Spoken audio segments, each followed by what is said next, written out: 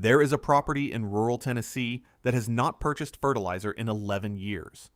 It has not purchased chicken feed in 9. It has not bought compost, soil amendments, pest control products, or irrigation infrastructure beyond what was installed in the first 2 years. The family that runs it, 2 adults and 2 children, produces the majority of their annual vegetable supply, all of their eggs, a significant portion of their meat, and enough surplus to run a small farm stand that offsets the property taxes. They did not start with money. They did not start with land expertise. They started with a concept that has existed in various forms for thousands of years, and that the modern agricultural industry has spent considerable effort convincing people is too complicated, too labor-intensive, or too risky for ordinary families to attempt. The concept is a closed loop. The idea that a food production system can be designed so that the outputs of each component become the inputs of the next, eliminating the need for external inputs once the system is established, and producing food continuously, indefinitely, without the treadmill of purchases that conventional gardening and small-scale farming requires. This documentary is about how that loop works, how to build it from scratch, what the honest timeline looks like, and why the version of self-sufficiency that social media promotes bears very little resemblance to the one that actually produces food reliably across multiple decades.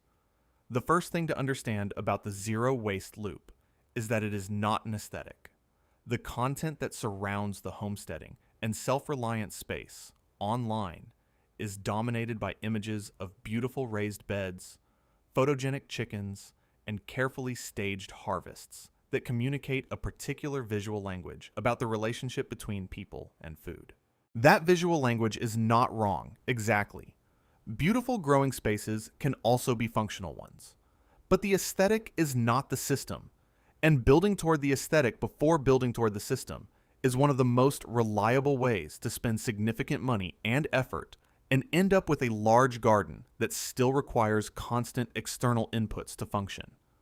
The system comes first. The aesthetics, when they develop, are a byproduct of a system that is working. The zero waste loop rests on 4 biological processes that happen to fit together almost perfectly when managed correctly. Decomposition, which turns organic waste into nutrient-dense soil amendment. Nitrogen fixation, which draws atmospheric nitrogen into the soil through the root systems of specific plants. Biological pest control, which uses the predator-prey relationships that exist in any healthy ecosystem to manage insect pressure without chemical intervention. And nutrient cycling, which moves fertility from one part of the system to another through animal digestion and through the deliberate placement of biological material in the places it is needed.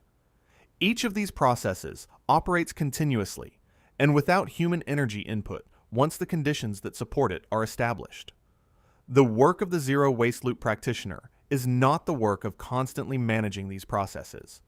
It is the work of designing the system so that the processes manage each other. Start with the soil, because everything in the system depends on it. And because the conventional approach to soil improvement, which involves purchasing compost, purchased amendments, and periodic fertilizer applications, is the primary cost driver in most home food production operations. The alternative is a living compost system that converts every organic waste product the property produces into soil amendment, continuously, without purchased inputs. The chickens live adjacent to or above the active composting area, and their manure falls directly into the composting material below them. Chicken manure is one of the highest nitrogen organic materials available and is the primary accelerant in hot composting. A flock of 12 laying hens produces enough manure in a year to compost all of the organic waste a typical family of 4 generates, with nitrogen to spare. This is the first loop within the larger loop. Kitchen scraps go to the chickens as supplemental feed. Chicken manure goes into the compost. Compost goes into the garden. The garden produces food and kitchen scraps. The loop has no external input point once the chickens are fed from the garden and from free ranging, which requires a pasture rotation system described below. The chicken feed question is the one that most concerns people considering this system, because commercial chicken feed represents the primary ongoing cost of keeping a laying flock, and the elimination of that cost seems either impossible or dependent on conditions most people don't have. The reality is more achievable than that, and it rests on two practices used in combination: rotational pasture access and the cultivation of specific high-protein plants in the growing system. Rotational pasture access means dividing whatever outdoor space is available into sections and moving the flock through those sections on a schedule that allows each section to recover before the chickens return to it. The recovery period allows insects to repopulate the area, grass and broadleaf plants to regenerate, and the high nitrogen chicken droppings from the previous rotation to be incorporated into the soil by rain and microbial activity. When the chickens return to a section that has recovered for 3 to 4 weeks in a productive season, they find a significantly denser insect population than they left, and their consumption of that population provides protein that would otherwise have to come from purchased feed. The protein gap that pasture rotation cannot fully close in most temperate climates is filled by the deliberate cultivation of black soldier fly larvae, mealworms, or earthworms as a component of the composting system. Black soldier fly larvae, specifically, are an extraordinary source of protein and fat for poultry, and they are produced in enormous quantities by any actively managed compost system in climates warm enough to support them.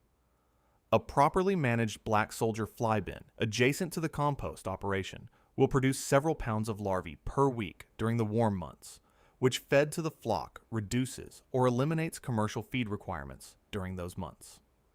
The earthworm component of the compost system does double work. The worms process organic material faster and more thoroughly than microbial decomposition alone, producing vermicompost that is more nutrient dense than conventionally composted material. And the worms themselves, harvested periodically from the worm bins and fed to the flock, provide a protein supplement that is available year-round, including in the cold months when black soldier flies are inactive. The management of the worm bins, which requires adding organic material and harvesting worms and castings periodically, is a low-labor task once the bins are established. The second foundational loop in the system is the nitrogen loop, which determines whether the growing beds maintain their fertility year over year without external amendment. The conventional approach to nitrogen in a home garden is purchased fertilizer or purchased compost, both of which represent continuous cost and both of which can be almost entirely eliminated through the strategic cultivation of nitrogen-fixing plants and the management of green manures. Nitrogen fixation is the process by which certain plants, through a symbiotic relationship with soil bacteria of the rhizobium family, convert atmospheric nitrogen gas into forms that plants can use. The most familiar nitrogen-fixing plants are the legumes: beans, peas, clover, alfalfa, vetch, and their relatives. When grown and then turned into the soil at the end of their productive life, nitrogen-fixing plants release their stored nitrogen into the soil for the use of subsequent crops. A bed that grows a cover crop of Austrian winter peas from October through March, then is incorporated before the spring planting, receives a nitrogen application equivalent to what most vegetable crops require for the season. The strategic rotation of nitrogen-fixing crops through the growing system, alternating them with heavy feeding crops like corn, squash, and tomatoes in a planned sequence, maintains soil fertility continuously without purchased nitrogen inputs. This is not a new technology. It is the foundational principle of agricultural systems that maintained soil fertility for centuries before synthetic nitrogen fertilizers were developed in the early 20th century. The reason it fell out of common practice is not that it stopped working. It is that purchased synthetic nitrogen was cheaper per acre than the land and time required to grow cover crops at commercial scale. At the scale of a family food system, the economics reverse completely. The third loop is the water loop, which is not as obviously closed as the nutrient and fertility loops, but which can be made substantially self-contained through the combination of rainwater harvesting and swale-based water management. The concept of the swale, a level trench dug along a contour of the land that captures rainfall and allows it to percolate slowly into the soil rather than running off, is a permaculture design element that has been applied across a wide range of climates and scales with well-documented results. A property designed with swales on contour harvests effectively 100% of the rainfall that falls on it, distributing that water slowly through the soil profile and making it available to plant roots over days and weeks rather than allowing it to leave the property in hours. On a property with average annual rainfall of 30 inches or more, swale-based water management can eliminate irrigation requirements for all but the driest months of the year, and in many climates eliminates the need for supplemental irrigation entirely for established perennial plants and deeply rooted annuals. The combination of swale-based water management with a mulching system, keeping the soil surface covered with organic material at all times to reduce evaporation, creates soil moisture conditions that support plant growth through periods of drought that would devastate unmulched, conventionally managed growing beds. The mulch itself is produced by the system. Wood chips from tree trimming, straw from grain cultivation if the scale supports it, dried leaves, spent crop material. The mulch cycle is another closed loop, taking material that would otherwise be waste and converting it into moisture retention and eventual soil amendment. The fourth loop is the seed loop, which addresses the long-term independence of the system from external inputs in a way that neither the fertility loop nor the water loop can. A food production system that depends on annual seed purchases is not a closed loop. It is a system with a permanent external dependency, one that is subject to supply chain disruption, price increases, and the gradual disappearance of specific varieties as commercial seed companies discontinue them in favor of more profitable options. Seed saving is a practice that sounds more technical than it is for the majority of vegetable crops.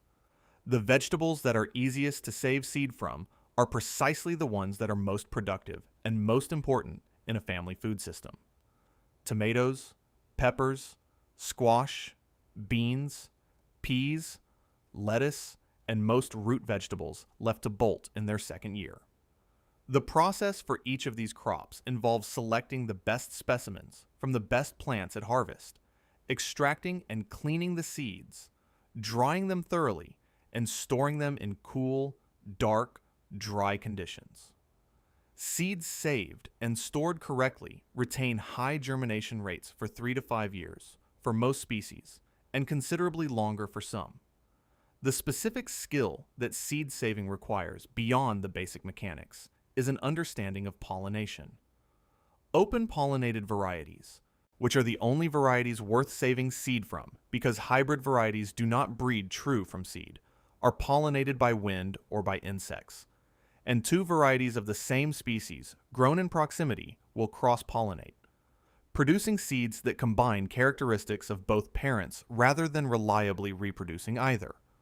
Managing variety separation, either through physical distance or through timing plantings, so that varieties of the same species flower at different times, is the primary technical challenge of seed saving, and is manageable at the scale of a family food system once the principles are understood. The practical consequence of a functioning seed loop is that the seed cost of the food production system, which for a typical home garden runs between $50 and $200 per year, drops to near zero after the first 2 or 3 growing seasons, once a sufficient seed stock has been accumulated from the production system itself. The varieties that perform best in a specific location, having been selected over multiple generations from plants that thrived in those specific conditions, become better adapted to those conditions over time. The seed loop, in other words, actively improves the performance of the rest of the system as it matures. The honest timeline for establishing a functional zero-waste loop system on a property that is starting from nothing, no established soil biology, no chicken infrastructure, no water harvesting, no seed stock, is approximately 3 years to break even on the major external input costs, and 5 years to reach the point where the system is genuinely self-sustaining for the core food categories. This is not the timeline that the homesteading content space typically promotes, which tends toward transformational results in a single growing season and obscures the establishment investment that precedes those results. Year 1 is almost entirely establishment cost, building the composting infrastructure, setting up the chicken housing and rotational pasture system, installing swales and mulching the growing areas, purchasing the initial seed stock that will be saved and propagated forward, and sourcing the first generation of laying hens. The food production in year 1 is real but modest, and the modesty can be discouraging to people who arrived at the system with expectations shaped by the first season transformations that online content promotes. The primary output of year 1 is the living infrastructure itself, the soil biology beginning to establish in the mulched beds, the established perennial plants, the fruit trees, the berry canes, the asparagus crowns, the perennial herbs, putting down root systems that will produce for decades. The rotational pasture sections beginning their first recovery cycles. The compost system processing its first inputs and producing its first finished material. None of this photographs as dramatically as a bed of ripe tomatoes. All of it is the foundation that makes the ripe tomatoes possible in year 3. The specific investments that produce the highest return in year 1, based on the documented experience of practitioners across multiple climates, are the perennial plantings and the swale infrastructure. These are the components with the longest establishment curves and the ones whose value compounds most significantly over time. A fruit tree planted in year 1 that is not producing meaningfully until year 4 is a better return on investment than any annual crop planted at the same time, approaching 0 in the warm months. The swales have established the soil moisture conditions that are beginning to reduce irrigation to a supplemental role rather than a primary one. The seed stock has 2 to 3 generations of local adaptation in it. The food production is approaching or exceeding the family's consumption for the primary vegetable categories. Beyond year 3, the primary work of the system shifts from establishment to management and refinement. The system does not require less attention than a conventional garden.